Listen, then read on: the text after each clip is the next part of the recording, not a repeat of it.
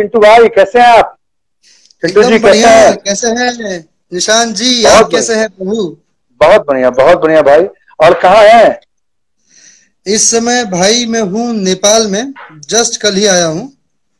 क्योंकि ओके, अब नेपाल सरकार में ने हैं। इजाजत दे दी है हमारी शूटिंग के लिए, तो हम लोगों ने भी सारे नियमों का पालन करते हुए, सारी हाँ, लीगल फॉर्मेलिटीज को पूरा करते हुए हम लोग यहाँ नेपाल आ पहुंचे हैं।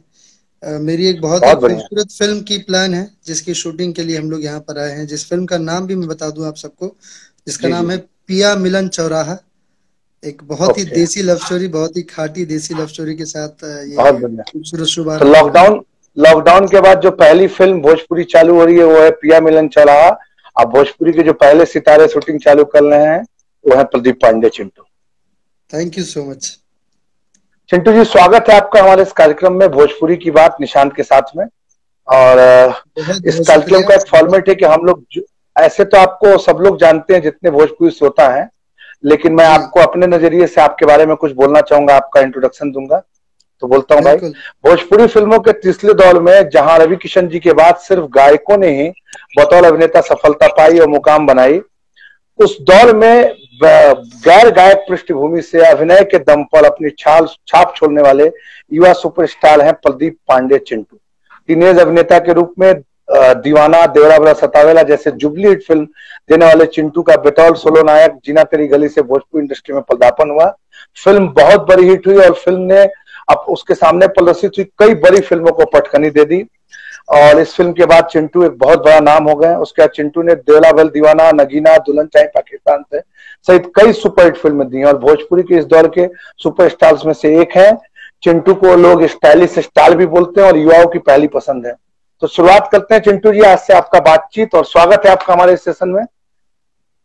Thank Chintu you ji. So much. और आपने जो इतना खूबसूरत आपने इंट्रोडक्शन दिया है, मुझे तो इसका उम्मीद भी नहीं था। और थैंक यू सो मच। ये अरे जो भाई, भी तो उपलब्धियां, आप डिजर्व करते हो भाई चिंटू। आज ये जो भी मैं कुछ हूँ, ये मेरे सिनेमा परिवार की देन है, मेरे भोजपुरी सिनेमा परिवार की देन है। जिन लोगों ने जी दिन जी रात मेहनत किया है मेरे लिए, जो भी मेरी पूरी टीम और यूनिट है, उन सब की देन है। और उससे जी। बढ़कर हमारे जितने भी मेरे अभी दर्शक बंधु हैं, मेरे जितने भी दोस्त यार मित्र फैन, या जो भी बोल लें, मेरा भोजपुरिया परिवार, वो सब की देन है। तो उनकी बदौलत हूँ जो भी हूँ। ये चिंटू उनका अपना परिवार है, उनका अपना भाई है, उनका अपना दोस्त है, उनका अपना यार है। So thank you so much. और आपने बिल्कुल निशान बिल्कुल। जी, आप तो चूंकि सब किसी का इंट्रोडक्शन देते हैं, लेकिन मैं भी कुछ बोलना चाहूंगा आपके बारे में कि हमारे निशान जी अरे वाह। भी बिहार के सबसे टॉप के जो डिस्ट्रीब्यूटर अगर कहा जाए, तो उनमें सिर्फ नाम आता है निशांत उज्जवल जी का। और टच इससे भाई, पहले, थैंक यू। डिस्ट्रीब्यूशन से पहले इन्होंने भोजपुरी सिनेमा के सबसे बड़े पीआरओ रह चुके हैं।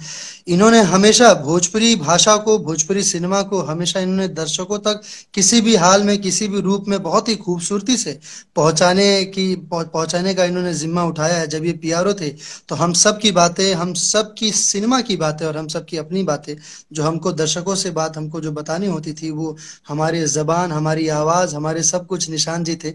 और आज भी, अरे भाई। इसके बावजूद आज भी जब हम सिनेमा कर रहे हैं, और जब हमारे निशांत प्रभु जब डिस्ट्रीब्यूशन कर रहे हैं, तो उसमें भी हमारे सिनेमा को आप सब तक, पर्दे तक पहुंचाते हैं। आप सबको थिएटर्स तक, हम सबको थिएटर्स तक पहुंचाते हैं। सो इसके लिए तहे दिल से धन्यवाद आपका, कि आपने हमेशा बिल्कुल। भोजपुरी में, आपने हमेशा एक बहुत इम्पोर्टेंट आपकी भूमिका रही है। आपने भोजपुरी सिनेमा को एक बहुत ही खूबसूरत और बहुत ही ऊंचाई का आपने आपने स्तर देने में आपका बहुत ही महत्वपूर्ण आपका योगदान रहा है। तो इसके लिए बहुत बहुत शुक्रिया। थैंक यू भाई। चिंटू, भोजपुरी सिनेमा से आपके पिताजी जुड़े हुए हैं और बहुत ही बड़े निर्माता निर्देशक हैं, लेकिन आप मुंबई में पढ़े लिखे हैं, मुंबई के आबो हवा में, कल्चर में घुले मिले, इंग्लिश मीडियम से पढ़ाई लिखाई हुई आपकी, इंग्लिश, अंग्रेजी और हिंदी सॉन्ग सुनने वाले लड़के हैं आप। एट वंस जी। भोजपुरी सिनेमा में कैसे इंटरेस्ट पैदा हो गया कि भोजपुरी में चला जाए? नहीं, दरअसल चूंकि जन्म और मेरा पालन पोषण मुंबई में हुआ है।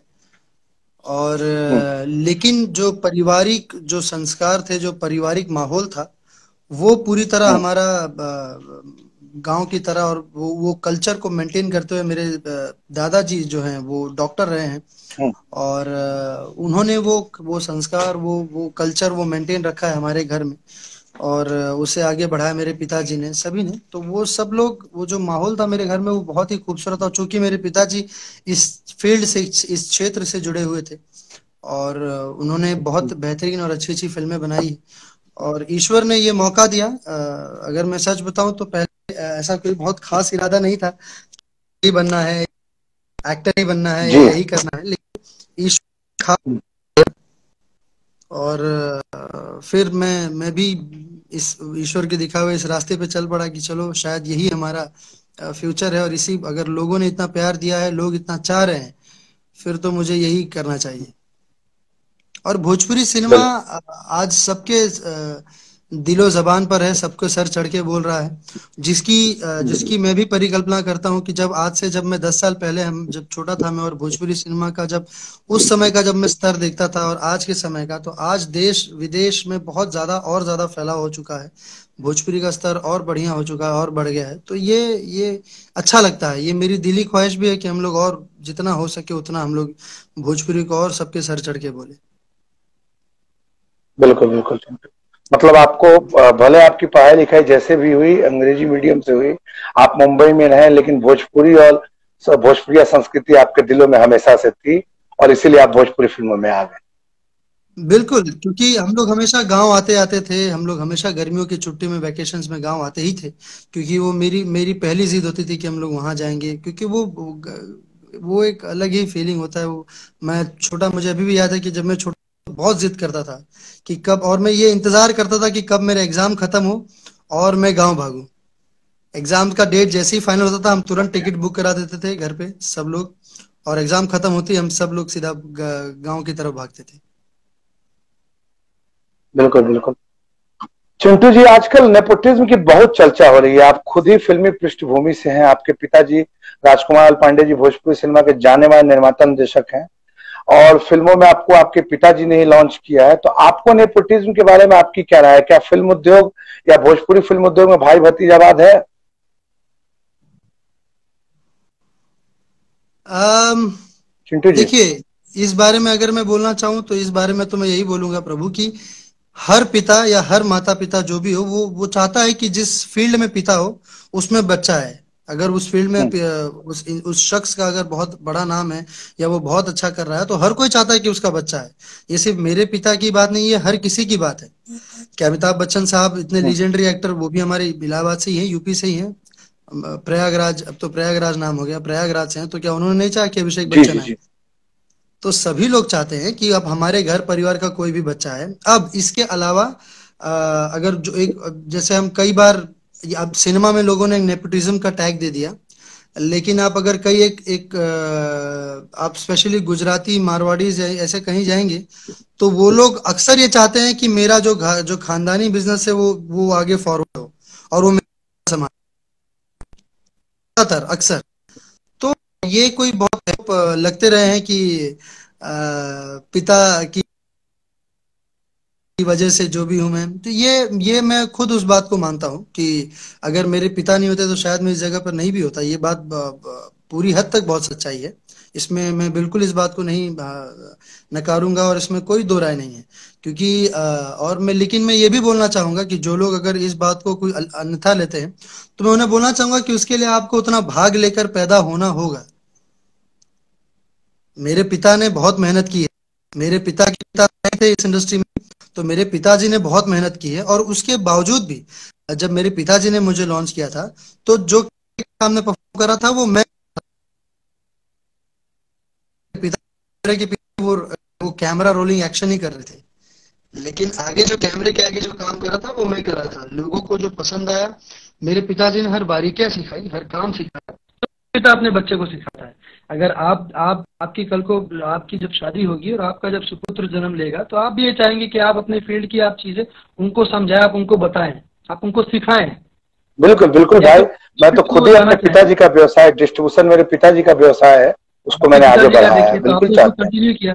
अब ये कंटिन्यू करना, जी जी। अगर अगर लोग बोले कह रहे आपको पिताजी की देन है, तो हो सकता है कि आपके पिताजी की देन है, लेकिन वो उसको बढ़ाने में आगे वो आपकी अपनी मेहनत है, वो आपका अपना जी बिल्कुल परिश्रम है, बिल्कुल। वो आपका अपना दिमाग है। हर पिता चाहता है कि उसका बेटा उसका काम देखे, बिल्कुल, हर पिता चाहता जिस है, फील्ड और में हो हम भी उसमें चाहेंगे आगे। कि आगे आने वाले, लेकिन ऐसा नहीं है सिर्फ मेरे पिताजी ने सिर्फ मुझे ही लेकर के, ऐसा तो नहीं है। जितने भी भोजपुरी में जितने भी कलाकार हैं, सबको लेके काम किया उन्होंने, सारे हीरोज के साथ काम किया है।